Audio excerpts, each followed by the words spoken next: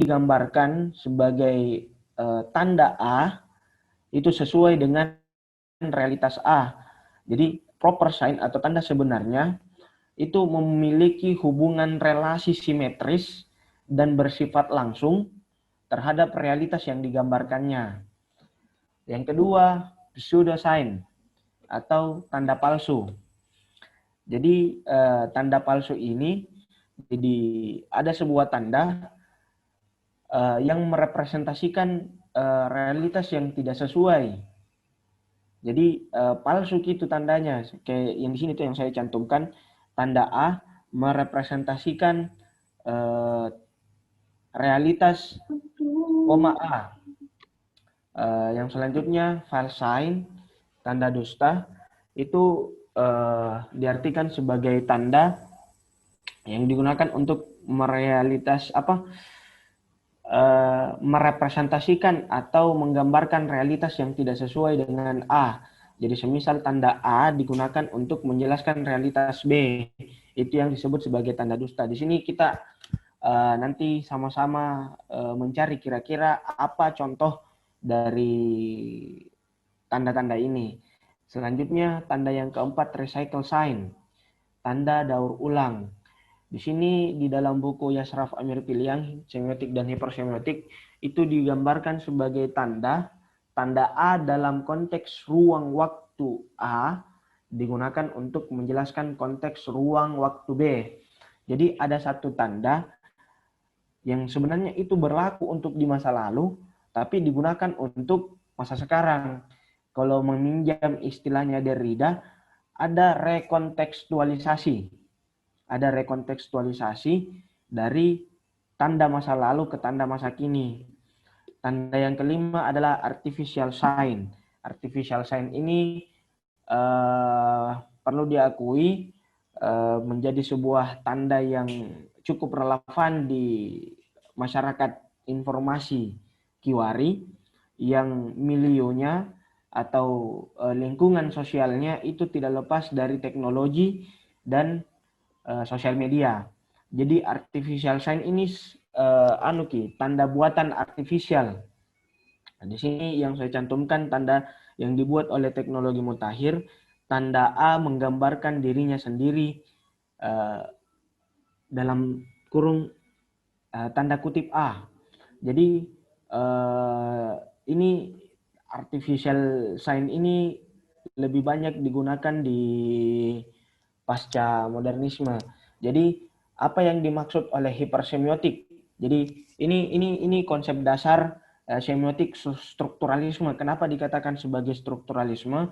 Ya sesuai dengan katanya strukturalisme itu ada bagian-bagian struktur kita. Jadi ada tanda 1, tanda 2, tanda 3, tanda 4, dan tanda 5. Dan ini sifatnya struktur atau badan hierarkis dari atas ke bawah, bawah ke atas.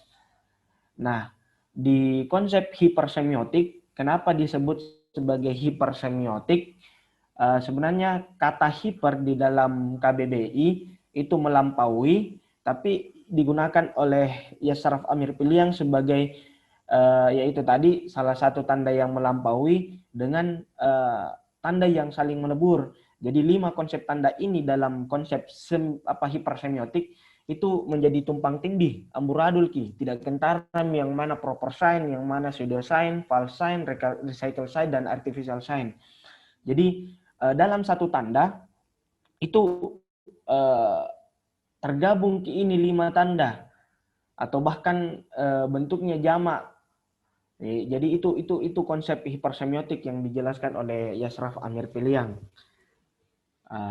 Sampai sini ada pertanyaan? Saya mohon maaf kalau agak loncat-loncat pembahasannya. Dumbek kayak ini. Teman-teman ada pertanyaan? Atau Kalau enggak mungkin lanjut nih. iya. Oke. Selanjutnya. Ini kita masuk. Jadi seperti yang dikatakan tadi, jadi di semiotik itu terdiri atas bukan terdiri sih, maksudku dikenal ada 2 terma. Yang pertama strukturalisme dan yang kedua itu pasca strukturalisme. Nah, apa yang dimaksud dengan strukturalisme? Ya, konsep semiotik atau teori semiotik yang memandang realitas kemasyarakatan itu sebagai satu bagian struktur yang tidak dapat dipisahkan. Contoh yang paling dekat atau permisalannya atau pengibaratannya kayak selembar uang begitu ya, yang punya dua sisi dan saling tidak bisa dipisahkan. Itu yang dimaksud strukturalisme. Jadi ada banyak bagian, no? Ada banyak bagian, tapi dianggap sebagai unity, dianggap sebagai kesatuan. Dan kesatuan ini ada apa? Tidak bisa ada B kalau belum ada A, tidak bisa ada C kalau belum ada B. Jadi sifatnya dia determinasi ki. Ini yang dimaksud tadi yang dibacakan sama moderator pengantar yang saya tulis itu sifatnya determinasi. Determinasi dalam artian dia mempengaruhi ki. Dan tidak bisa ki jadi sesuatu kalau mereka tidak ada atau sesuatu itu tidak ada. Nah, dalam konsep umum atau jamak diketahui bahwasanya di semiotik terma strukturalisme itu ada 3.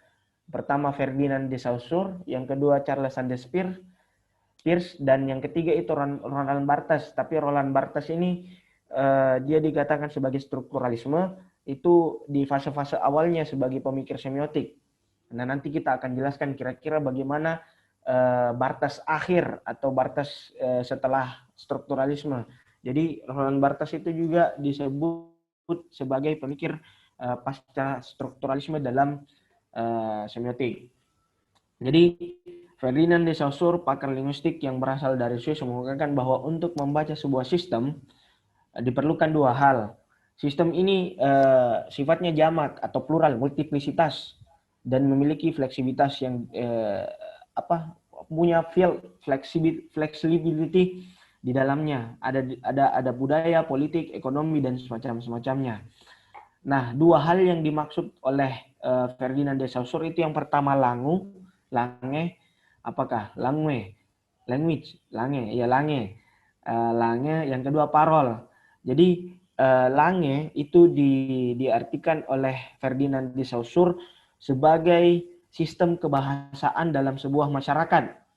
Karena sifatnya sistem, karena pada dasarnya lange ini adalah sistem kebahasaan, makanya sifatnya dia statis, kaku, tertutup, dan determinasi. Ini yang saya maksud tadi, determinasi. Sifatnya dia mempengaruhi ki, dan tidak boleh ki keluar dari sistem begitu. Yang kedua itu parol. Jika langue adalah sistem sebuah kebahasaan, parol diartikan sebagai pola praktik lakon laku dari sebuah masyarakat yang menggunakan bahasa dalam kehidupan sehari-hari. Maka dari itu parol memiliki sifat yang berbeda dari langue. Lange yang pertama dinamis, sifatnya bisa dinamis, berubah-ubah, terbuka, dan indeterminasi. Indeterminasi di sini itu kebalikan dari determinasi. Kalau determinasi itu sifatnya mempengaruhi atau memblok atau menghalau berbagai hal itu masuk. Indeterminasi itu sifatnya tidak mempengaruhi. Jadi anything goes. Semuanya bisa. Nah, di sini juga yang menjadi titik awal perdebatan antara strukturalisme semiotik dengan pasca strukturalisme semiotik. Karena strukturalisme semiotik ala Saussure itu bahkan Peirce dan Barthes terlalu membahas langue. Di pasca strukturalisme langue tidak terlalu dibahas lagi. Akan tetapi pasca strukturalisme itu lebih dominan membahas perihal parol karena kondisi masyarakat yang juga berubah. Akan tetapi itu nanti kita paparkan, ya langsung saja. Selanjutnya selain lange dan parol, de Saussure itu kemudian membagi beberapa hal lagi yang sifatnya oposisi biner. Jadi ini salah satu karakteristik dari strukturalisme. Yang pertama itu dia bersifat oposisi biner, yang kedua itu difference. Jadi oposisi biner dalam artian mempertentangkan antara satu hal dengan yang lain, gitu ya.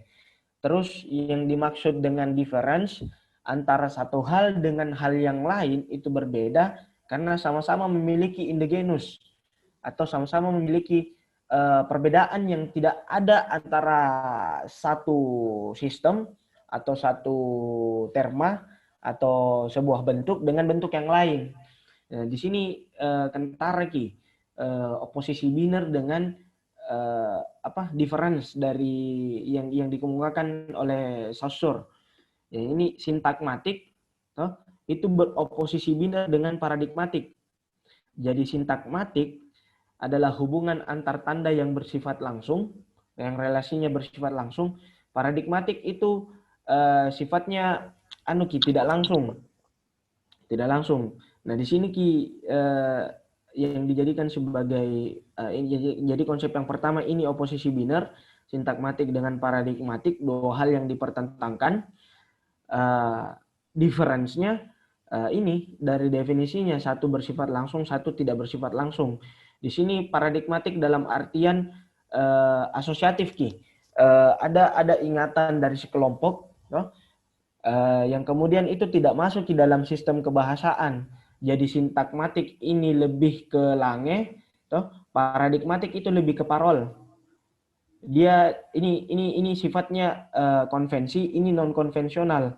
Konvensi dalam artian ada satu kesepakatan umum yang tidak tertulis maupun tertulis, verbal dan non verbal dalam sebuah masyarakat. Nah, terus selanjutnya strukturalisme Saussurean itu membagi dua hal. Jadi oposisi biner terus kini orang di strukturalisme, dan ini yang kentara sekali di Ferdinand de Saussure.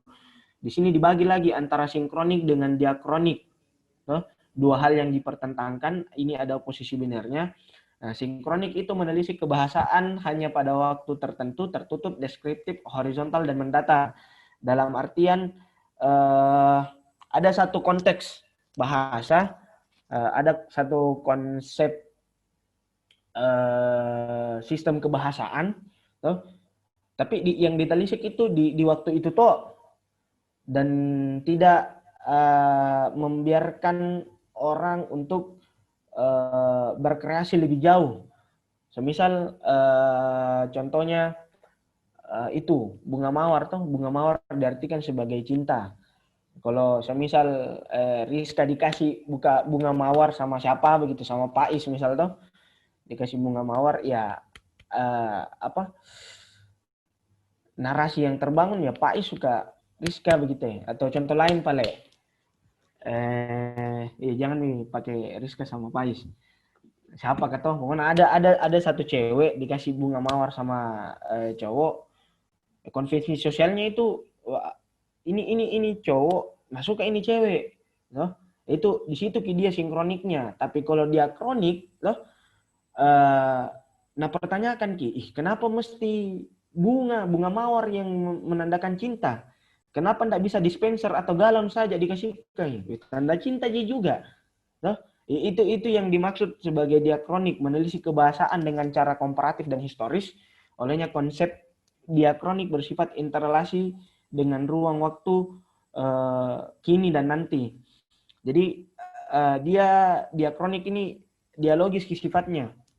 Jadi tidak hanya kritis, tapi sebenarnya lebih nyeleneh dan selenge-selengean kini orang di diakronik dan pasca strukturalisme lebih khususnya. Nah, mungkin dipahami karena ini singkat gitu, karena kan didapat semua di kampus, di kelas. Oke, selanjutnya ini konsep yang paling umum yang ada di semiotik jadi ada tanda, ada petanda, dan ada penanda. Jadi untuk membaca sebuah tanda itu dibagi dua ada petanda dan penanda. Petanda itu sifatnya lebih atau diartikan begini, petanda itu sifatnya memiliki bentuk. Nah, penanda ini itu yang mengabstraksikan Jadi semisal tanda tadi dengan kasus contoh bunga tadi Jadi bunga mawar ini sebagai tanda, uh, bunga mawar ini sebagai petanda konvensi sosial bahwasanya bunga mawar itu sebagai ungkapan kecintaan seseorang terhadap seseorang yang lain itu sebagai penanda. Tandanya itu menandakan ada satu hubungan sepasang kekasih asik antara dua sejoli. Ini saya mohon maaf kalau semisal percontohannya tidak terlalu rigid atau lebih mengena dengan konsep realitas yang ada. Karena saya rasa ini lagi-lagi dihafal mati nih sama teman-teman toh. Selanjutnya ini karena kan tadi kita bahas tentang Saussure, sekarang kita bahas perihal Peirce. Jadi Peirce ini juga dikatakan sebagai salah satu pemikir strukturalisme dalam semiotik karena lagi-lagi itu sama konsep dasarnya itu memberlakukan oposisi binar dan mengandung diferensi serta masih menganut sistem konvensi sosial yang berkembang dalam masyarakat. Akan tetapi ada perbedaan antara Saussure dengan Peirce.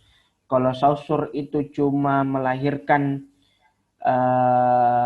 diadik atau dalam arti petanda dan penanda, Peirce sedikit melakukan revolusi dalam artian perubahan secara radikal seperti yang disebut oleh Yasraf Amir Piliang dalam bukunya. Akan tetapi revolusi radikal yang dilakukan oleh Peirce dalam semiotik itu masih dalam tataran strukturalisme.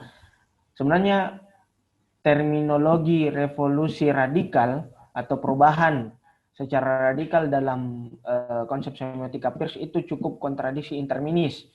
Karena yang disebut sebagai perubahan radikal yang mengganti segala hal, padahal di Peirce ini itu hanya sedikit repetisi dari konsep strukturalisme ala Saussurean. Jadi di sini seperti yang teman-teman lihat ada konsep triadik yang dihasilkan atau yang dilahirkan oleh Peirce. Di konsep triadik ini ada objek, ada representamen, dan ada interpretan. Jadi tanda, penanda, dan petanda yang digambarkan oleh de Saussure itu berubah Ki. Jadi tanda dalam de Saussure itu dijadikan sebagai representamen, toh penanda itu petanda itu objek dan petanda itu interpretan. Sebenarnya di setiap ini ada pembagian lagi, akan tetapi yang saya tuliskan di sini itu pembagian dari objek. Jadi objek ini di sini dibilang konsep triadik dari Peirce karena dari setiap pembagian ini jadi ada lagi tiga bagiannya. Kalau di objek itu ada ikon, ikon ini diartikan sebagai satu hal yang merepresentasikan sesuatu sifatnya langsung, artinya tidak ada pembeda begitu. Jadi ini kayak di foto begitu. Jadi fotonya siapa? Fotonya Pak Jokowi misal itu menandakan langsung Ki bahwasanya yang dalam foto itu Pak Jokowi dan bukan Pak Wakil toh dan yang lain-lain. Kalau indeks di sini lebih ke tulisan dalam sebuah iklan. Terus kalau simbol-simbol tersendiri yang menjadi konvensi sosial di dalam masyarakat. Mungkin cukup ini. Selanjutnya strukturalisme ala Barthes. Di sini lagi-lagi karena dinamakan sebagai strukturalisme, ada sistem hierarkis di semiotiknya Barthes. Jadi yang pertama dalam satu modalitas menggambarkan tanda itu sifatnya denotasi. Artinya ada satu hal yang digambarkan itu sifatnya menggambarkan sesuatu yang ada begitu ya. Toh belum pi masuk itu konvensi sosial. Akan tetapi jika tanda tersebut berulang-ulang sifatnya menjadi konotasi ki, dalam artian tetap kini barang-barang. Semisal percontohannya pohon beringin toh. Ya pohon beringin menandakan apa? Kalau denotasinya pohon beringin ya pohon sih. Tapi dalam konvensi sosial pohon beringin itu dikonotasikan sebagai hal yang memiliki arwah dan semacamnya. Nah, di sini yang dimaksud strukturalisme ki. Jadi begitu ki proses hierarkisnya Barthes. Jadi orang pertama membahas denotasi dulu, baru nanti itu berubah ki menjadi konotasi dan bahkan akut kini konotasinya, tidak bisa diganggu gugat. Oke, sampai sini ada pertanyaan? Teman-teman atau kakak-kakak yang mau bertanya, silahkan. Dari sejauh pemaparan yang dipaparkan oleh Saudara Ahmad Fajri.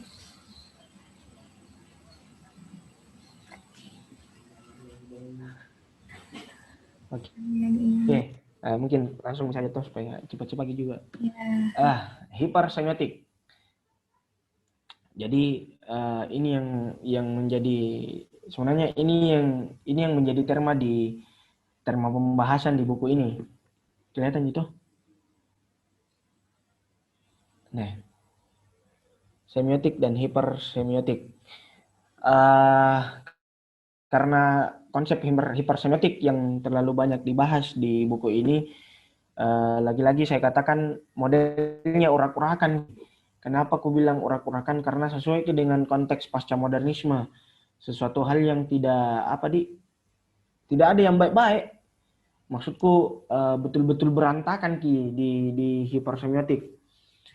Nah, dalam buku ini sebenarnya hipersemiotik ini lebih membahas ke konsep seni pasca modernisme. Jadi kalau di buku ini ada beberapa konsep gaya estetika pasca modernisme yang menggunakan semiotik atau hipersemiotika sebagai salah satu tools untuk menjelaskan konsep seni itu. Jadi ada kitsch, parodi, skizofrenik, sama apa lagi satu itu. Pokoknya ada 4 itu. Tapi saya tidak membahas di situ karena saya juga sebenarnya belum terlalu paham akan konsep itu hipersemiotik dalam pasca modernisme. Nah, di sini yang saya berhasil rangkum dari buku ini, hipersemiotik itu membahas perihal 3 hal. Yang pertama itu intertekstualitas, yang kedua itu dekonstruksi, yang ketiga itu simulacrum atau hypersign.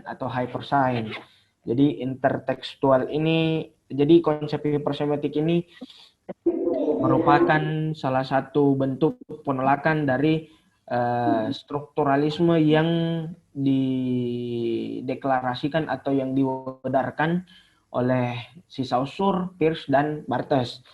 Kenapa Kenapa semiotika strukturalisme itu mendapat penolakan dari pemikir-pemikir kontemporer semiotik? Karena kondisi sosial yang ada di era masyarakat informasi sekarang ini, atau yang mungkin lebih akrab disebut sebagai revolusi industri 4.0, berbeda dengan konsep masyarakat yang dulu begitu ya. Ini lagi-lagi kita bahas secara sosiologis bahwasanya strukturalisme atau konsep semiotik yang dikeluarkan atau yang diwedarkan oleh 3 pemikir tadi itu memang betul-betul merupakan produksi kebudayaan dari masyarakatnya. Karena budaya masyarakatnya, orang dulunya itu terlalu konvensional, terlalu hierarkis, terlalu mengagungkan struktur. Makanya semiotik yang dikeluarkan juga modelnya strukturalisme. Nah, karena kondisi masyarakat sekarang ini sudah menuju pasca modernisme atau bahkan berada dalam pasca modernisme, makanya semiotika strukturalisme itu dipandang tidak pasmi lagi begitu ya. Dalam artian perlu ki revolusi yang betul-betul radikal, perlu ki memang perubahan yang betul-betul betul-betul lebih fresh atau lebih segar untuk membaca konsep tanda begitu ya. Jadi sebenarnya tidak ada oposisi biner antara semiotik dengan hipersemiotika. Jadi hipersemiotik dengan semiotik itu bukan hal yang bisa dipertentangkan. Akan tetapi merupakan repetisi gitu ya. Jadi lagi-lagi dalam konsepnya Amir Piliang, repetisi itu dalam artian memberikan satu hal yang lebih segar tanpa meninggalkan bentuk umumnya. Kalau dalam bahasa umumnya mungkin Bapak dalam bahasa hukumnya mungkin mirip-mirip dengan sistem amandemen undang-undang. Nah, kembali ke hipersemiotik. Yang pertama ini intertekstualitas, yang kedua dekonstruksi, yang ketiga simulakrum. Nah, ketiga konsep ini sebenarnya banyak pemikir-pemikir hipersemiotik menggunakan ini terma dari Yasraf Amir Piliang atau disebut sebagai pasca strukturalisme secara umum. Itu seperti Jacques Derrida, Jacques Lacan, Deleuze Guattari, Deleuze Gilles dan Felix Guattari, terus Julia Kristeva dan Jean Baudrillard dan lain-lain. Jadi sebagai apa istilahnya Kak, for your information lah. Jadi konsep pasca modernisme itu sebenarnya diodarkan pertama kali oleh Jean Baudrillard. Nah, kita nanti akan bahas di pembahasan terakhir di bagian appendix. Next, intertekstualitas. Jadi intertekstualitas ini pertama kali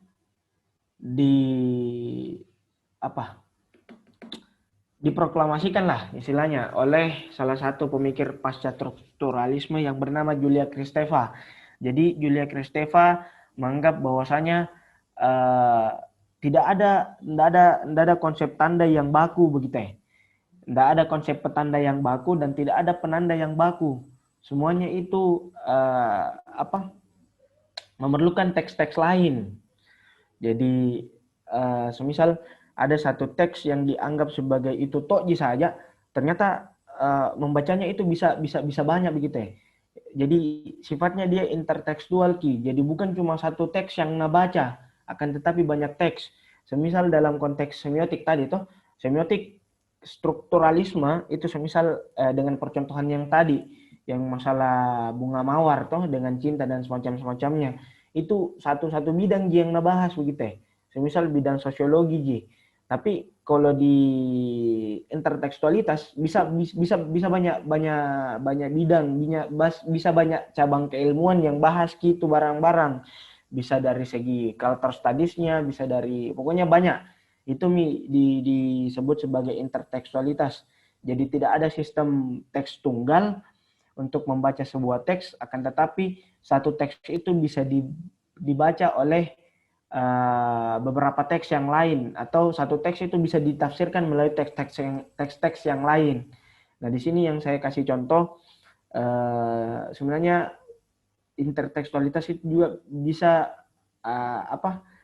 historisitas dari teks itu. Sama kayak konteks semiotika tadi yang awalnya dari semion, yang awalnya dari semion terus berubah jadi semiologi, habis itu berubah menjadi semiotik, kemudian berubah menjadi semiotik. Jadi teks N adalah konteks atau teks yang digunakan sekarang itu ternyata memiliki jalinan historisitas. Jadi ada teks 1, teks 2, teks 3, dan teks 4, dan seterusnya. Nah, yang kedua, dekonstruksi. Di sini dekonstruksi diartikan secara sederhana sebagai pembongkaran. Jadi ada satu hal yang dianggap sebagai bangunan yang mapan, itu dekonstruksi, dibongkar. Nah, salah satu pemikir pasca strukturalisme yang mewadarkan atau memproklamasikan ini dekonstruksi, itu namanya Jacques Derrida. Memang pemikir pasca modernisme, spesialis dekonstruksi. Jadi apa yang dibongkar? Pertanyaan kemudian, ya kalau memang membongkar, kalau memang mendekonstruksi, kira-kira konstruksi apa yang didekonstruksi? Kira-kira sistem apa yang dibongkar? Nah, sistem yang dibongkar karena sifatnya pasca strukturalis, ya artinya struktur yang terlalu strukturalis itu yang dibongkar oleh Derrida di konsep dekonstruksi ini. Apa itu? Yang pertama oposisi binar, yang kedua difference. Nah, kalau di sistem oposisi binar di konsep dekonstruksi. Jadi di dekonstruksi itu tidak lagi mempertentangkan antara dua hal. Jadi konsep strukturalisme yang dibongkar, jadi dekonstruksi itu artinya membongkar. Nah, pertanyaannya apa yang dibongkar? Karena dekonstruksi ini identik dengan pasca strukturalisme karena hidup atau berkembang pada masa pasca modernisme. Yang ditolak itu prinsip strukturalisme ya. Salah satu prinsip strukturalisme yang ditolak adalah oposisi binar. Jadi mungkin teman-teman bisa lihat di sini. Jadi kalau dalam sistem atau konsep oposisi binar itu maskulin berlawanan dengan feminin. Tapi kalau konsep dekonstruksi, nah laki itu oposisi binar. Jadi maskulin lawannya itu bukan feminin tapi non maskulin. Lawannya bukan ki feminin lagi tapi non maskulin. Begitupun juga dengan sebaliknya. Feminin bukan lagi lawannya maskulin tapi non feminin. Jadi artinya ada beberapa konsep yang tidak lagi berlaku begitu ya di model dekonstruksi. Tadi waktu yang kasih lihat contoh, enggak kedengaran juga situ suaraku? Enggak. Oke. Contohnya itu ini toh maskulin dengan non feminin.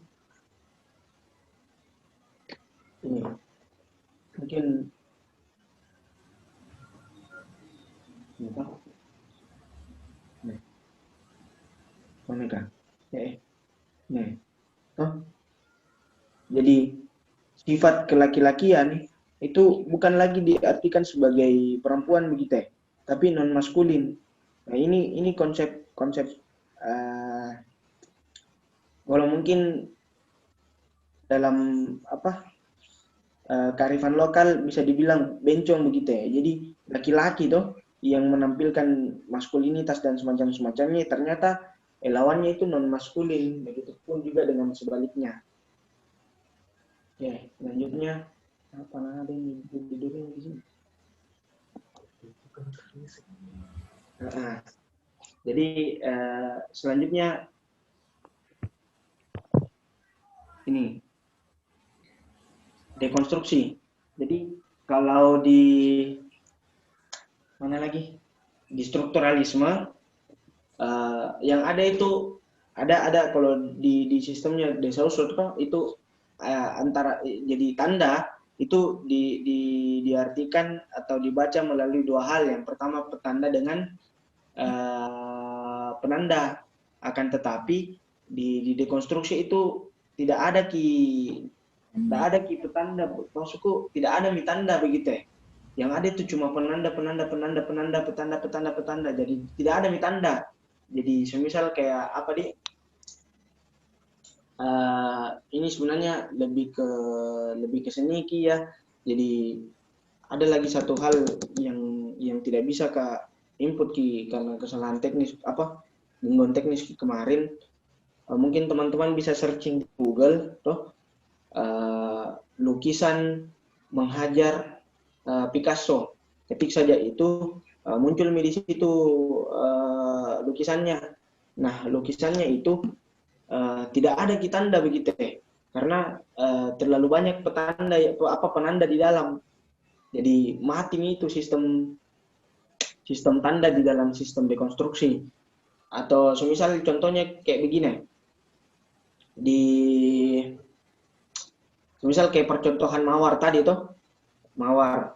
Jadi tanda cinta toh itu bisa ditandai melalui petanda dan penanda. Petandanya itu bunga mawar yang dikasih, terus penandanya itu sifat konvensional dari situ toh, dari apa? Yang bahwasanya kalau orang dikasih bunga mawar itu menandakan cinta nih. Karena dekonstruksi itu menolak sistem konvensional, artinya tidak ada lagi penanda yang seperti itu. Jadi misal ketika saya kasih seseorang bunga mawar, toh, bisa jadi bukan karena rasa cinta begitu ya, tapi karena ada orang yang nitip kah atau apa dan semacamnya. Jadi tidak ada tanda cinta begitu di dalam, mati Makanya ini konsep penanda itu sebenarnya ditawarkan atau diedarkan oleh Roland Barthes akhir. Nah ini pemikirannya Barthes dalam konteks dekonstruksi. Nah, nanti kita sama-sama cari bagaimana contoh konkretnya ini. Tapi kalau dalam realitas kebahasaan sehari-hari agak sulit memang ini penanda dibicarakan. Oh ini sebelumnya dekonstruksi. Jadi kalau di dekonstruksi itu salah satu hal lain toh selain penanda sama posisi binar, yang ditolak juga itu difference. Jadi kalau Derrida di sistem dekonstruksi pemikiran pasca strukturalismenya itu difference bilang, bukan difference pakai A, difference pakai bahasa Prancis. Apa bedanya difference dengan difference? Kalau difference itu lebih ke trace jejak toh, jejak. Jadi semisal contohnya ini ada printer di sini toh, ini printer. Jadi ini printer tidak lagi masuk bisa disebut sebagai payung, bisa disebut pisau, bisa disebut pintu, bisa juga disebut panci. Jadi masukku tidak baku lagi ini printer dibilang sebagai printer begitu ya. Jadi ada orang toh yang mau bilang ini printer tapi payung sebut, pisau sebut, pintu sebut, panci sebut. Nah, pertanyaannya ada tidak orang yang seperti itu? Ya jawabannya ada. Salah satunya atau kenapa bisa ini? Ya ini diakibatkan karena ada orang yang skizofrenia. Ya skizofrenia itu orang yang gampang pelupa begitu ya. Pelupa akut. Jadi sebenarnya hafal tapi karena terlalu banyak konsep di dalam kepalanya, makanya kadang-kadang terbolak-balik begitu ya. Jadi sebenarnya printer yang mau bilang tapi payung sebut. Dan ini ada begitu ya. Dan real sama-sama eksisten di dalam kebudayaan masyarakat ini. Nah, kenapa orang skizofrenia itu ada? Ya karena kondisi sosiologis dan psikologis di mana milionya dia itu, tempat tinggalnya, tempat berkembangnya. Sebenarnya ini lebih masuk ke wacana pasca postmodernisme. Karena di postmodernisme itu orang gampang mengalami split personality, dalam artian orang gampang lupa diri begitu ya. Kenapa bisa gampang lupa diri? Ya, gampang juga tenggelam dalam dunia media sosial misal. Dan ini nyata begitu ya. Ada dalam kehidupan sehari-hari. Tapi kayaknya kalau di Indonesia belum juga dapat contoh orang yang skizofrenik. Tapi ada di dunia, makanya lahir teori ini karena ada itu orang skizofrenik yang sembarang ada satu hal yang mau sebut tapi tidak sesuai dengan konsepnya begitu ya. Lanjut, ini sudah tadi. Yang ini mungkin konsep terakhir dari hipersemiotik. simulacrum. Jadi kan kalau di strukturalisme itu tanda toh bisa dibaca kalau sesuai dengan realitas yang digambarkan, sama kayak anunya tadi Peirce. Kalau di Saussure agak susah memang dibaca hal tersebut. Kan kalau di Peirce itu ada tadi objek ini terbagi tiga, ada ikon, simbol, sama teks. Nah, untuk mengatakan sesuatu itu sama dengan realitasnya, berarti ada yang tandakan begitu, ada penanda dan petandanya. Nah, kalau di simulacrum itu yang ada itu cuma realitas virtual, tidak ada mini realitas asli, mati mini realitas asli. Ini bisa kita lihat contohnya dalam teknik perfilman Pale. Mungkin teman-teman tidak jarang dengan Kampung Wakanda. Toh ada itu yang di keluarannya Avenger yang paling terakhir, Avenger kayak iyo, apa bukan, yang di Black Panther toh? Yang di Black Panther ada Kampung Wakanda.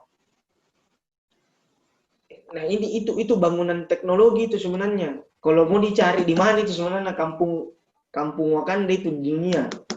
Ini yang dimaksud dengan simulacrum atau hypersign yang melampaui realitas. Jadi tidak ada kondisi realnya di dunia begitu. Tapi dibuatkan hal yang seperti itu. Ada juga dunia laut. Kalau apakah Aquaman toh, film Aquaman kemarin ini lebih cocok sebenarnya di dunia perfilman atau konten, pokoknya yang bersifat virtualitas. Ini lebih cocok di sini dia di simulacrum. Karena mati realitas aslinya. Kayak Aquaman.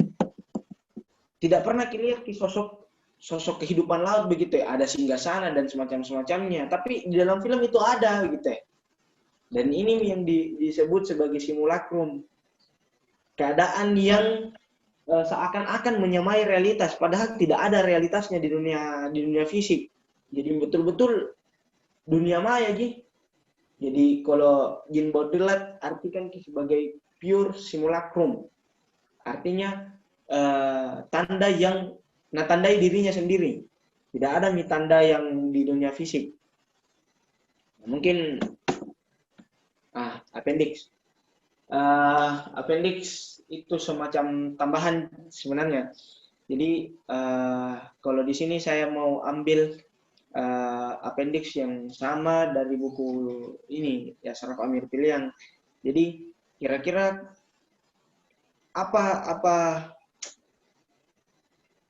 contoh konkretnya atau apa fungsinya atau apa manfaatnya ini ilmu semiotika dengan hipersemiotika dalam studi kasus agama. Jadi lagi-lagi semiotik dan hipersemiotik itu tidak dipertentangkan toh. Maksudku bisa sama-sama berlaku dalam satu konteks, sama-sama eksistens dalam satu kondisi. Contoh kasusnya mungkin di model jilbab, semisal toh ini Rizka pakai jilbab, toh moderator pakai jilbab, menandakan bahwasanya si Rizka ini soleha semisal toh, atau orang yang cukup agamis karena merepresentasikan dari Islam. Nah, konvensi sosial yang berlaku kalau Rizka pakai jilbab berarti menandakan bahwasanya ini Rizka ini soleha, ukti yang pokoknya ukti banget nih. Tapi kalau dalam wacana hipersemiotik tidak mesti pakai jilbab begini Rizka begitu ya. Tidak pasti pakai jilbab yang model seperti ini, bisa pakai taplak meja misal, bisa pakai sarung, atau semisal tadi, kayak Kak Uru atau yang kulihat pakai hoodie saja gitu ya. Tapi yang jelas menutup. Nah, itu di situ dia konvensi sosialnya itu kalau menutupnya rambut, menutupi aurat dikatakan misoleha. Nah, konsep dekonstruksinya itu tidak harus kain. Bisa dengan hal yang lain begitu ya. Yang jelas menutup. Mungkin itu yang dapat saya sampaikan. Ashkuru lakum syukran. Jadi lagi-lagi saya memohon maaf kalau semisal ada kata-kata yang tidak mengenakan, sama pada penyampaian atau sharing diskusi kita pada sore hari ini tidak terlalu dekat dan menyentuh realitas keseharian, atau bahasa kasarnya tidak terlalu paham ya sebenarnya sama ini semiotik dan hipersemiotik, tapi sotak aja untuk bedaki ini sebenarnya aku jadikan ini sebagai sarana belajar public speaking dan semacamnya. Sama saya terima kasih sama Himap dan teman-teman yang lain yang sudah mengapresiasi dalam bentuk turut hadir di diskusi ini, meskipun tidak jelas dia apa yang saya bilang. Lebih lanjut, kalau semisal ada pertanyaan, kita diskusi selanjutnya, sharing selanjutnya, saya serahkan sama moderator.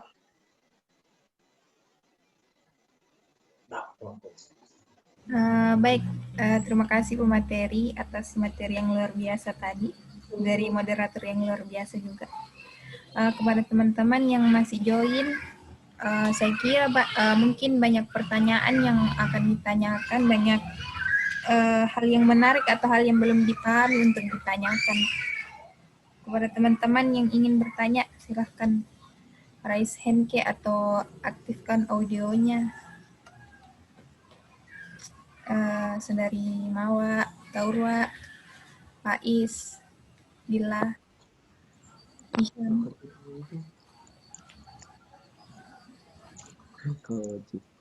Ada yang ingin bertanya?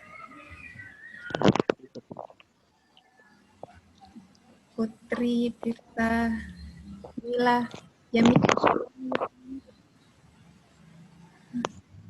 Asli, Romoh Lisa.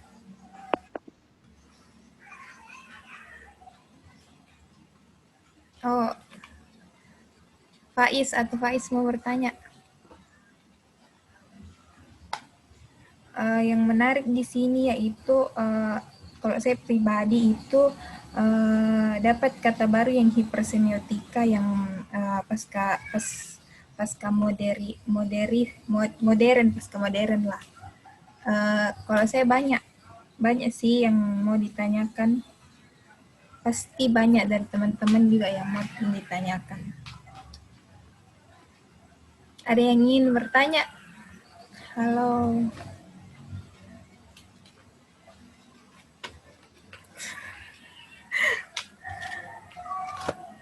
Nggak ada yang mau bertanya, guys. Ayo, guys. Jangan malu-malu.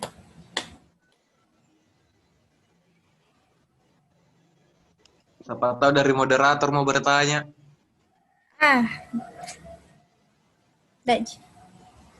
Dari.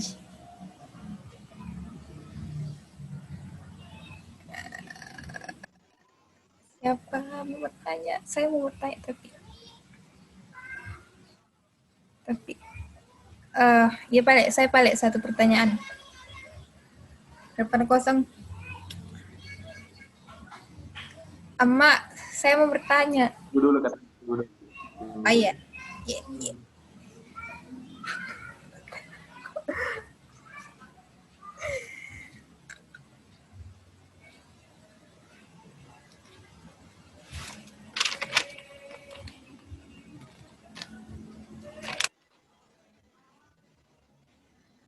Iya, bertanya, Mi. Tanya Mi. Kenapa? Jali ke jaringannya kah? Pertanyaanku itu tadi dibilang di dalam buku tersebut apa? Oh, sorry. Yo, lanjut, Mi. Apa namanya tadi bukunya? Semiotik dan hipersemiotika. Bilang tadi ambruk apakah? Porak-porandakan. Iya. Porak-porakan. Kenapa bisa disebut begitu? Apakah dari ini teori hipersemiotika jadi bisa katakan ini gitu dari dari perubahan atau sistem yang dibongkar, apakah dari situ atau dari faktor lain? Jadi bisa aku bilang, jadi pemateri bisa bilang seperti itu. Ulangi dulu, ribu sekali pais di sini. Semarang bilang, ulangi dulu. Segi pais. Tadi toh kan pemateri bilang ini buku kayak perendakan nih, apakah itu? Toh yang ditanyakan itu dari faktor mana nih sehingga pemateri bilang begitu? Apakah dari sini yang sistem dari teori hipersemiotika yang dimana sistemnya itu banyak dibongkar, jadi bilang pemateri kalau dalam buku tersebut itu begitu perendakan. Iya. Sebenarnya itu Ji memang. Jadi kenapa aku bilang ini buku modelnya urak-urakan toh? Karena yang pertama, kenapa aku bilang urak-urakan? Karena belum saya secara pribadi memang belum selesai basicku di semiotik. Belum selesai basicku di semiotik, dalam artian belum pahami betul basic semiotik dalam artian yang strukturalisme itu toh. Dalam strukturalisme. Tapi langsung Kak baca kini hipersemiotik. Sebenarnya salah satu misreading juga iya.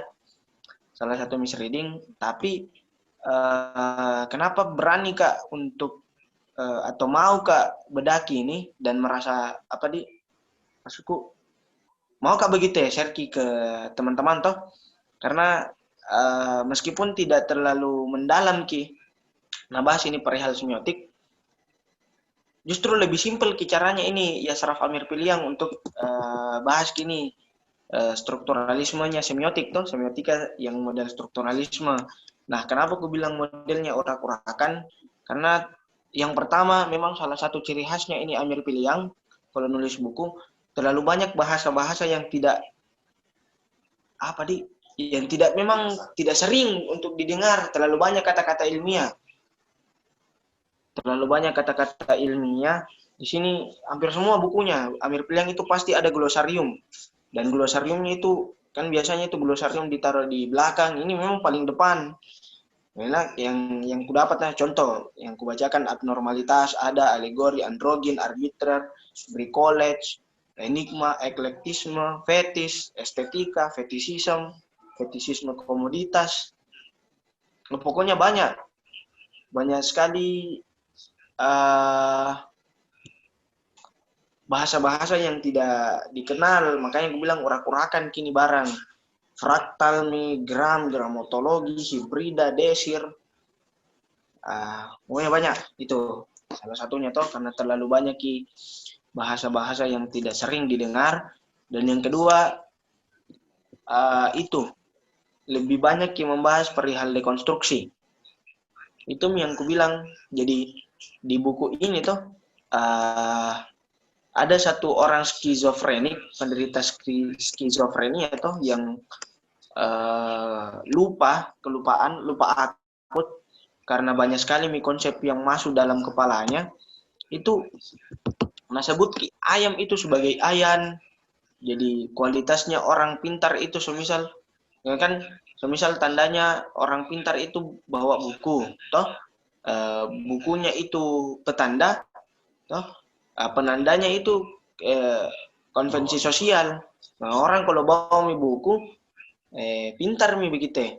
Kalau di orang skizofrenik pakai model dekonstruksi, justru bisa saja itu orang yang bawa buku itu orang yang bodoh begitu. Orang bodoh, orang yang tolo dan semacam-semacam, pokoknya yang berlawanan. Jadi ini juga yang dibilang perbedaannya antara difference dengan difference. Kalau difference itu kayak contohnya kalau film sedih toh harus pakai memang sedih, masukku. Kalau semisal kayak drakor harus pakai sedih. Tapi ada juga drakor yang sekarang sifatnya horor, tapi bisa bikin orang ketawa. Begitu maksudku, urak-urakan memang tidak sesuai dengan konteks yang dulu-dulu. Jadi semisal film komedi itu justru orang menangis, film drama itu seharusnya orang menangis tapi ketawa, film horor yang seharusnya orang ketakutan tapi gembira.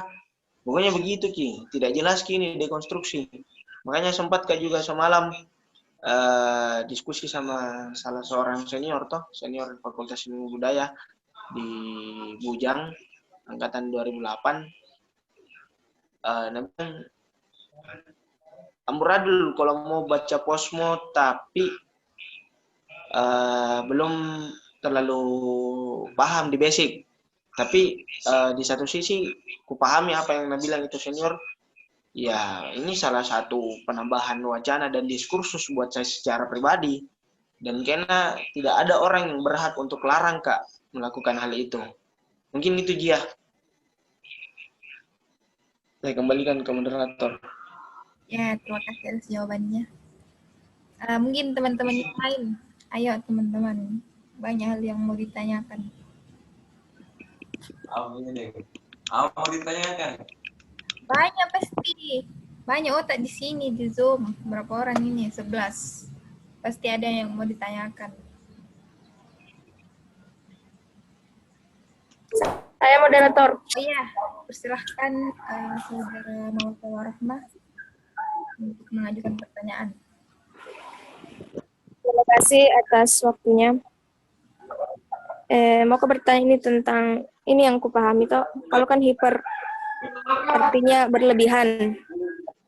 Kalau semiotika itu mempelajari tentang tanda dan bagian-bagian tanda lain apa, bagian tanda lainnya. Kalau hipersemiotika itu berlebihan Ki dalam tanda atau penanda dan penandanya. Nah ini pertanyaanku, selain dari yang berlebihan dari tanda itu, apa lagi yang berlebihan? Apakah itu prinsip, apa aspeknya? Kan tadi dibilang oleh pemateri itu banyak istilah-istilahnya. Bisa miku bilang, kalau kusimpulkan saya bisa miku bilang, kalau hipersemiotika itu berlebihan Ki dalam apa hipersigna, hipersigen. Terus apa lagi? Pertanyaanku ini apa lagi yang berlebihan selain tanda? Syukron. Terima kasih atas Saudara Mawaddah. Langsung saja mungkin dijawab oleh Saudara pemateri. Oke, baik. Terima kasih pertanyaannya Saudari Mawaddah. Sebenarnya selain hipersign dalam hipersemiotik atau jadi bukan cuma tanda yang melampaui di dalam hipersemiotik.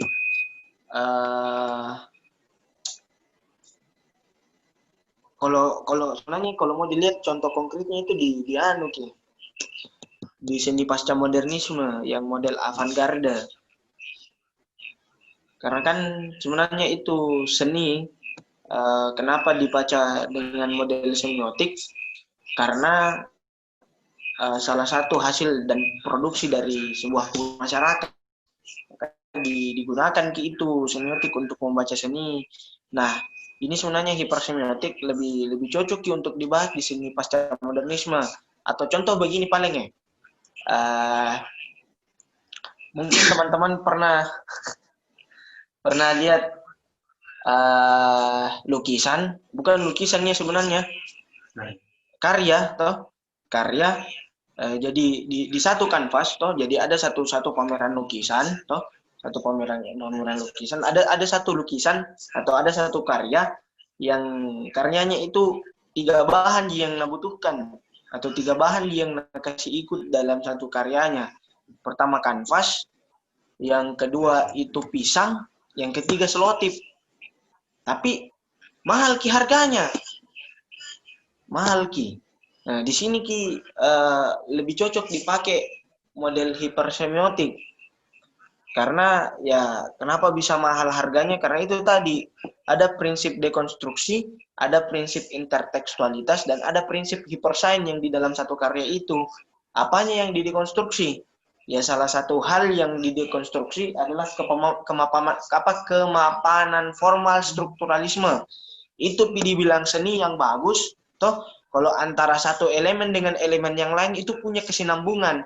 Semisal, pasti ini nak kerja Tonji, Rizka, sama Dila, sama Mama, pokoknya hampir semua anak-anak TK atau yang melewati TK itu selalu nak gambar dua gunung, toh dua gunung, di tengah-tengahnya ada matahari, di atasnya itu ada burung-burung, di bawahnya itu gunung, ada jalanan, ada sawah-sawah. Nah, itu kalau dilihat di situ konsep formalisme strukturalismenya itu kenapa dibilang bagus itu lukisan? Karena antara satu elemen dengan elemen yang lain itu punya kesinambungan. Nah, kalau di seni pasca modernisme itu ditolak, Ki. Makanya karya tadi, toh, yang 3 bahannya, kanvas, pisang, sama selotip, mahal Ki harganya. Itu dia nantolak prinsip formalisme. Jadi tidak mesti itu karya punya hubungan yang langsung gitu ya, antara satu elemen dengan elemen yang lain. Dan pembacaan terhadap karya itu bisa menggunakan konsep intertekstualitas. Dalam artian seni itu tidak dikritiki lagi dengan model formalisme yang telah ada begitu. Kayaknya ini pisangnya tidak masak, kayaknya ini pisangnya kurang besar, kayaknya ini selotipnya bukan yang warna biru, harusnya yang warna hitam, toh harus apa? Kayaknya ini selotip cocoknya bukan warna biru deh, harusnya warna hitam dan semacamnya. Nah itu tidak begitu Ki model kritikus seninya lagi kalau di avant-garde, toh. Avant-garde ini sebenarnya berawal dari Prancis dan salah satu produk dari modernisme. Nah, seni yang urak-urakan gitu ya. Kalau mau contoh yang paling real atau yang paling dekat mungkin lagu-lagunya Hindia, lagu-lagu indie begitu ya. Kenapa lagu-lagu indie itu hadir? Karena model penolakan dari studio-studio musik yang besar-besar, Sony dan semacamnya. No? Makanya mereka buat lagu sendiri dengan genre yang sendiri begitu. Itu di situ Ki konsep pasca modernisme.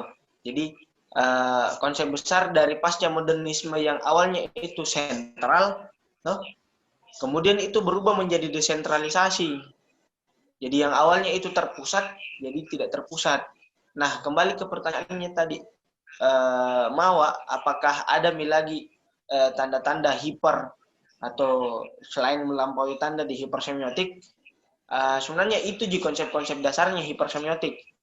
Di sini penggunaan kata hipersemiotik, kalau semisal tidak terlalu terburu-buru ya untuk mengambil kesimpulan, Amir Piliang menggunakan kata hipersemiotik di bukunya itu untuk mengganti kata pasca strukturalisme dari strukturalisme. Jadi kan itu semiotik identik dengan strukturalisme, hipersemiotik itu identik dengan pasca strukturalisme. Atau ya sederhananya begitu Ji, semiotik itu strukturalisme, pasca strukturalis itu hipersemiotik dalam konteks semiotika. Itu Ji. Dan ini hipersemiotik lebih banyak digunakan di film.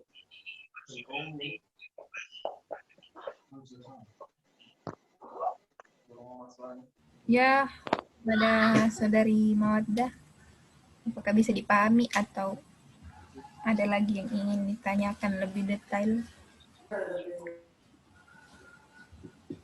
Bisa. Jadi kesimpulanku saya kalau hipersemiotika itu dunia imajinasi, terus bersifat bebas. Iya, bebas Ki memang.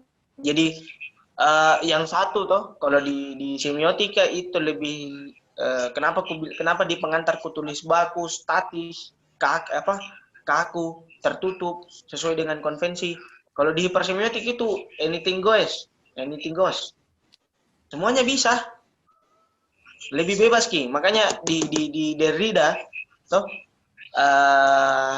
di konsep dekonstruksinya itu lebih netekankan Ki play of language, permainan bahasa. Memang main-main gini sebenarnya dekonstruksi. Iya, cocok nih. Yang benar yang bilang Mawa. Thank you Mawa. Saya berterima kasih. Ternyata berhasil Kak untuk menyampaikan isi bukunya orang. berusaha Kak toh tadi menyampaikan Rizka, Pak Ais, Randy juga mungkin teman-teman yang lain juga. Saya berterima kasih lah. Itu Ji, saya kembalikan ke moderator. Oke. Bagaimana Saudari Mawaddah? Kasih Mawa. Syukron. Bah, makasih. Yeah. Eh, teman-teman yang lain masih ada yang ingin mau bertanya? Tersisa 8 partisipan.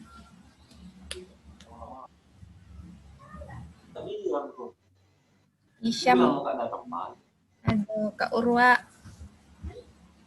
atau Dila. Gimana nih?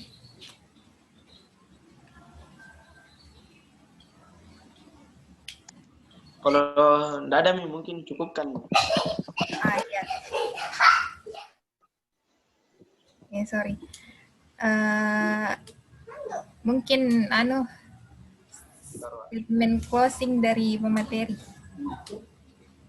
Kalau Anda Ya baik, terima kasih. Sebenarnya bukan di closing statement ya. Maksudku pertama saya mau minta maaf kalau semisal ada salah-salah kata dalam penyampaian diskusi atau sharing tak kali ini. Terus yang kedua itu terima kasih sama teman-teman Himap yang masih mengapresiasi tindakan-tindakan yang seperti ini. Ya perlu diakui, ya lagi-lagi konsep pasca modernisme itu banyak hal karena sifatnya dia mendobrak bahkan wawasan intelektual pun itu didobrak begitu ya. Maksudku kebiasaan untuk begini-begini saja itu sebenarnya di kondisi pasca modernisme itu sebenarnya dibongkar Ki. Jadi ada narasi di postmodernisme yang bilang tidak mesti orang pintar lewat diskusi, tidak mesti orang pintar lewat baca buku, tidak mesti orang pintar lewat ini dan itu, dan kayaknya bukan di kepintaran yang mau dicari di dunia ini. Nah, itu ada model begitu di narasi postmodernisme. Makanya saya terima kasih sama teman-teman yang masih mengapresiasi lakon-lakon yang sebenarnya kecil tapi ya insya Allah punya implikasi yang besar begitu ya. Dan saya harap di kesempatan kali lain masih tetap diapresiasi hal-hal yang seperti ini. Saya juga terima kasih sama Kak Urwa yang masih sempat membersamai kita ya meskipun ecek-ecek begini diskusi Kak. Tapi ya salah satu model supporting yang nonverbal itu karena ya saya secara pribadi itu Tompi enak dirasa mengurus kalau semisal ada senior yang nimbrung, ada senior yang ikut dan semacamnya ya lebih bagus juga kalau kasih saran, kritik dan semacamnya. Ya itu intinya. Terima kasih sama Kak Urwa dan teman-teman yang lain, teman-teman pengurus Himap KMFBUH yang masih mengapresiasi tindakan-tindakan kecil yang seperti ini. Saya harap di kegiatan selanjutnya masih tetap seperti ini, kalau bisa lebih ditambahkan lagi begitu ya. Jadi bukan cuma Rizka, bukan Mawa lagi yang bertanya, tapi teman-teman yang lain juga bisa ikut nimbrung bertanya begitu ya, bertukar gagasan. Saya saran seminggu atau 2 minggu ke depan Pak Wakil yang bawa materi. Itu Ji. Amin. Mau bertanya dulu ya? Kak. Halo. Boleh bertanya? Iya. Silahkan. Tapi di luar beda bukunya ini. Boleh juga. Kan saya enggak terlalu tahu prokernya kalian. Ini proker beda buku rutin kan atau bagaimana? Rutin Kak. Setiap berapa kali? 2 pekan sekali. Oh, 2 pekan sekali. Berarti 2 pekan kemudian bakal ada lagi, Di? Iya. Oke. Kalau saya sih sebenarnya kegiatan-kegiatan begini bagus. Cuman disayangkan kurang sekali pesertanya. Iya Kak. Kedepannya jadi PR buat pengurus juga ini supaya lebih dimasifkan penyebaran informasinya. Terus kan tadi saya sempat bertanya juga sama yang bagikan info bilang bisa tidak dilibatkan orang di luar keluarga. Terus Iya. katanya bisa. Tadi tuh waktu saya sempat buat story di WA, ada temanku yang tanyakan tentang itu. Cuman mungkin malu-malu jadi tidak mau gabung. Terus kalau bisa juga kalau ada kegiatan-kegiatan begini toh cobalah dikirim ke anunya, ke apa namanya? Adminnya identitas toh supaya dipublish juga kegiatannya, diliput begitu. Kemarin dilupa Kak. Iya, karena masalahnya toh untuk publish begitu kan kalian juga tidak dikenakan di biaya apa-apa toh.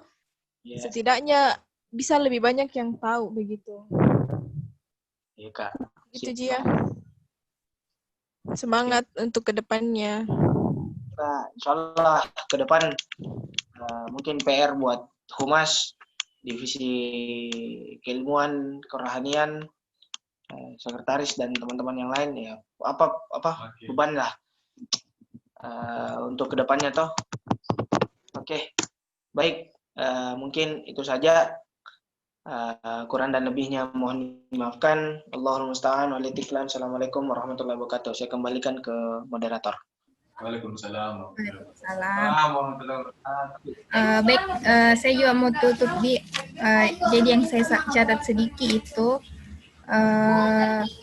semiotika dengan hipersemiotika itu tidak dipertentangkan, bisa membahas dalam suatu objek. Sedangkan semiotika itu baku atau struktural, terus hipersemiotika itu bebas dan bisa pakai apa saja. Ya, terima kasih atas perhatiannya. Mohon maaf jika saya ada salah-salah kata. Syukron ala ihtimamikum. Wassalamualaikum warahmatullahi wabarakatuh. Waalaikumsalam warahmatullahi wabarakatuh.